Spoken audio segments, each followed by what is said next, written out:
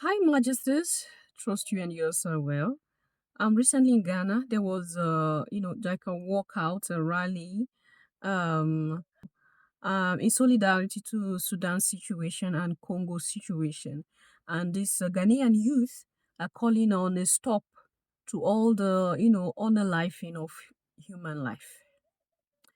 And when I saw this, I was happy and, I was just all over the place because when we talk about unity, the love of the brother of a sister, this is what we're talking about.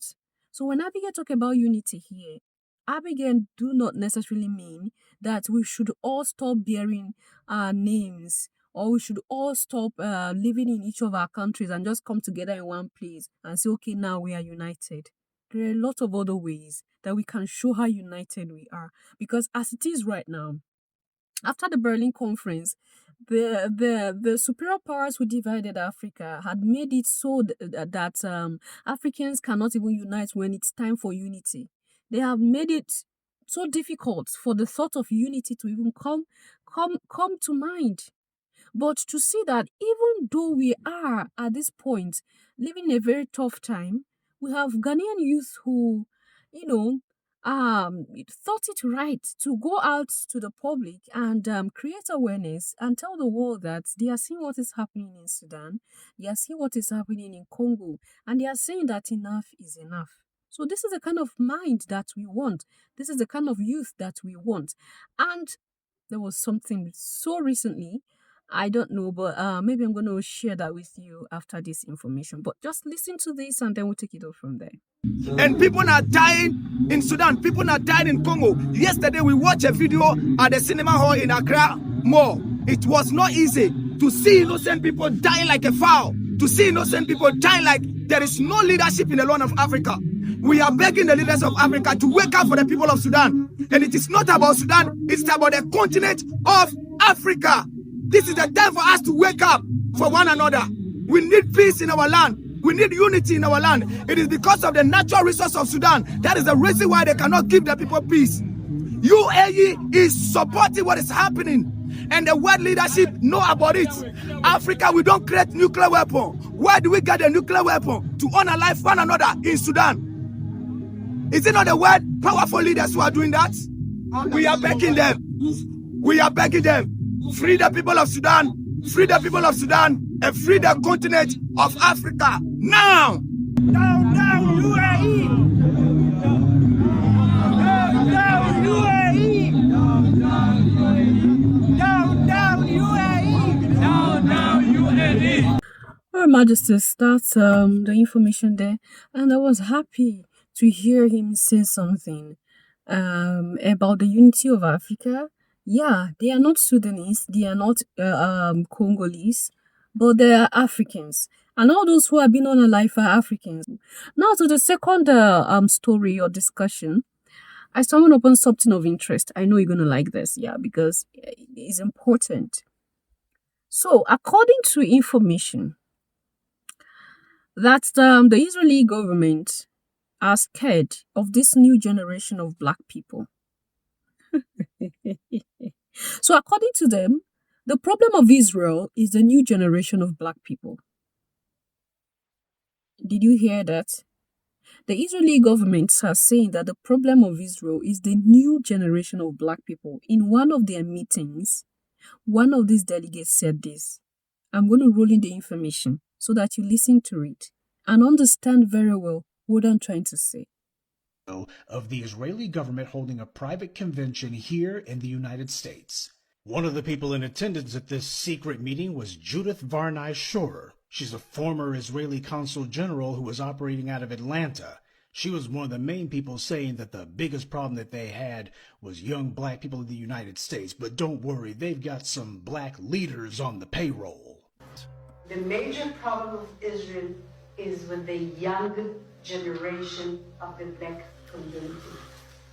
This was an Israeli government official who was saying this, not some low-level operative or some rogue member of their diplomatic corps. This was a senior member of their administrative government who was saying this on American soil. Their biggest problem wasn't Hamas or Hezbollah or the Palestinian Authority or Syria or even Iran. She said that Israel's biggest problem was young black people in the United States. Verse 13-17 says, Moses told the spies to go up southward from Kadesh Barnea. If Canaan was in the Levant, this makes no sense. Going up southward would take you away from the Promised Land.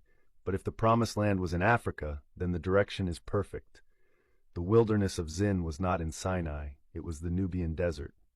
The spies were exploring the land stretching from northern Sudan into Ethiopia. And when they saw giants, the Anakim, they weren't hallucinating. They were seeing the tall, towering Nilotic peoples of the African interior. Isaiah 18 verse 1 speaks of a land beyond the rivers of Ethiopia. How can that be relevant if everything is taking place in Palestine? Because the events were not in Palestine, they were in Africa. These prophets were speaking to African nations from African lands. They mentioned Cush, Egypt, Libya, not Lebanon, not Syria. Their geography is African. Their message is rooted in Africa. So what happened? Babylon in Jeremiah's prophecies is actually ancient Babylon in the south of Egypt, in the area bordering Nubia, Sudan, and not the Babylon in modern-day Iraq. They took the original African-centered warnings and transplanted them into a Mesopotamian context. They had to do it, because otherwise readers would start asking, if Judah is being attacked from the north, and Egypt is the north, then where is Judah? Answer, in Africa. The word Negev is a lie. The original Bible says South Land. Genesis 20:1, Joshua 15:19, Abraham and his descendants journeyed to the south. But Western scholars created a region called the Negev in southern Israel. Then they inserted it into the Bible. They didn't translate the word, they turned it into a place name. Why? To make it seem like Abraham was in Palestine, to remove Africa from the map. But Young's literal translation and the Peshitta preserve the truth. They keep the word as south. And in the Bible, the land of the south is always Cush, Ethiopia, Sudan, Eritrea, not Israel. So where did Samson fight the Philistines? Where did David slay Goliath? In Africa, not the Levant. Even Amos 9:7 says, Have not I brought up Israel out of the land of Egypt, and the Philistines from Caphtor? This is not about Palestine. This is about Africa. The Philistines were African. Their cities were African. The wars took place on African soil. Genesis 13:1-3 says, And Abram went up from Egypt toward the south. Read that again. He went up from Egypt toward the south. If Canaan is north of Egypt, that makes no sense. But if Canaan is in Africa, south of Egypt, then the verse is perfect. Abraham traveled from Egypt into the land of Canaan by going up the Nile, into Nubia, into Cush, into the Promised Land. This is why he could see the land in all directions. In the 9th century, Eldad Hadani appeared in North Africa with news.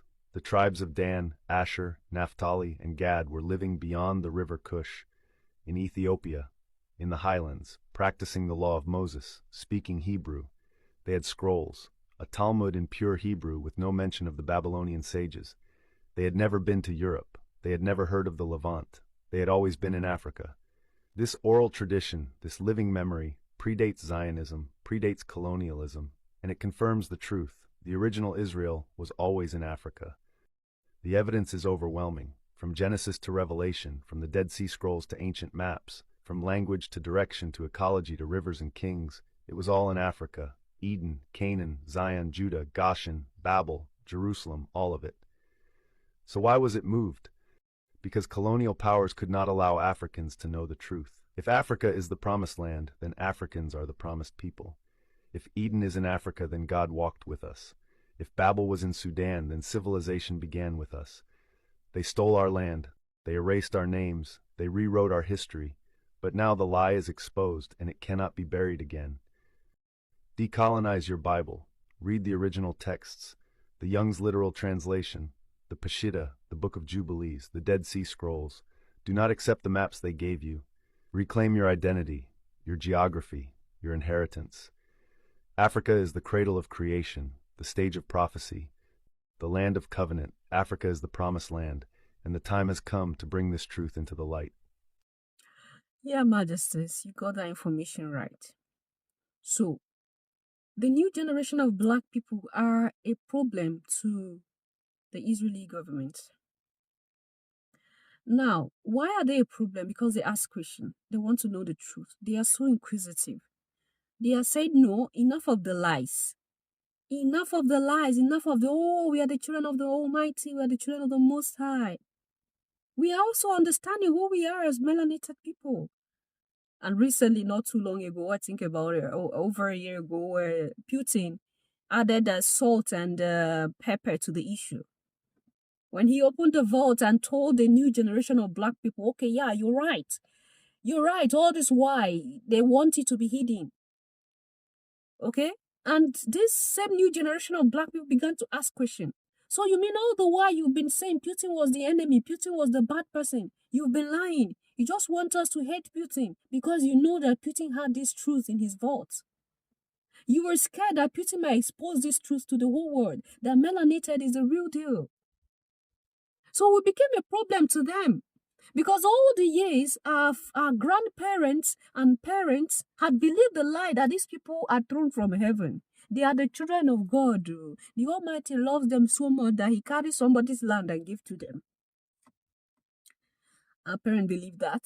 You can't tell that to my mom that these are not real Israelites that is written in the holy books, and my mom is going to believe that. You can't tell that to my father, and my father will believe that. Because this is how they grew up. This is what they were taught. And then we are now saying that no, something is wrong with that. When you look into the geographical description, it doesn't match, it doesn't tally. You're not those that was, you were packed in there from Europe. Okay? 1948. That was when they packed you in there and created a state. If you were existing before what you are, why do I need to create a state and call it the State of Israel? And you know what? The gullible Africans will still come up and defend these people. Yeah, I'm sorry I used that word. But the truth is before their faces. So this is to tell you how far they've had a hold and why. Through religion. Through religion. And that is still happening till today. I told it was an experiment Donald Trump made.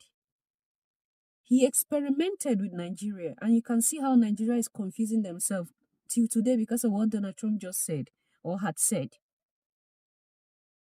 There was genocide going on in Nigeria, and Donald Trump felt like, okay, let me just press this button of confusion and see if this our tool is still working. He pressed the button and it worked. A lot believed. Prominent men and women that you look at them and feel that these people should have knowledge of geopolitics. These people should have knowledge of what is going on. They believe it. They took the bait. And Donald Trump is nodding his head and telling those his superiors that, yeah, we still have this hold on these people. And that doesn't surprise me because Nigeria is one of the most religious countries around the world. The most religious. Islam has a hold. Christianity has a hold. They demonize everything that is theirs and hold to high esteem all that does not concern them. We are seeing that in everything. It's evident everywhere. And so, for them to openly say this, that this new generation of black people is a threat to them, we should understand how far our teachings is dealing with them. No wonder they sanctioned my channel. No wonder when I upload videos, they take it down. Because I'm seen as a threat. Right? We are all seen as a threat. A lot of times when comments are left on videos on the channel, they delete this comment. Like, this is how far these people are dealing with me. They are deleting comments from my subscribers. I didn't notice it at first. It was later that my manager was like, okay, it's like sometimes you refresh and you see that there are about 50 comments, 40 comments, and then you come back, it's like, okay, it's 30, it's they delete comments. And some of you, I don't know if you've noticed that. Some of you complain, okay, my comment was deleted. Because we are seen as a threat. And mind you, they control the media.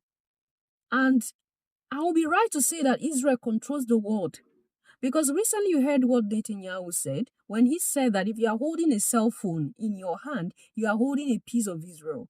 And we upload all our videos from the laptop, we communicate with the cell phone. So definitely Israel is controlling all of us. So they can decide who lives and who do not. Majesties, I think I've said a lot. YouTube, do not take down my video. I am not going against your policy. Leave your thoughts and opinion there in the section. I will see you in my next one. Until then, love yourself, love others, stay safe, stay positive, always your majesties. Bye for now.